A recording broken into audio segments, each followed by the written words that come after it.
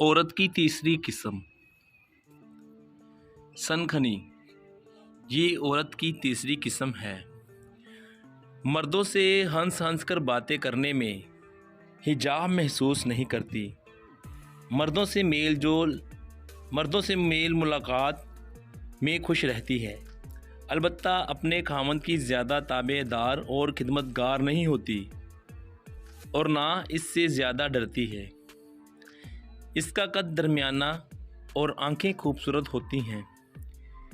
इसका दिल चाहता है कि हर कोई इसकी तारीफ़ करे। ऊंची आवाज़ से बातें करती और हंसती रहती है। महफिल में हंसी मजाक की बातें ज़्यादा करेगी। जिनसी मलाप के लिए बेकरार रहती हैं। भूख और प्यास को बर्दाश्त नहीं कर सकती।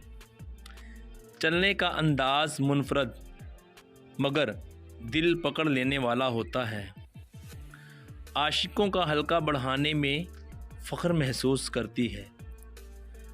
पस्तान, सिडोल और जिस्म स्मार्ट होता है।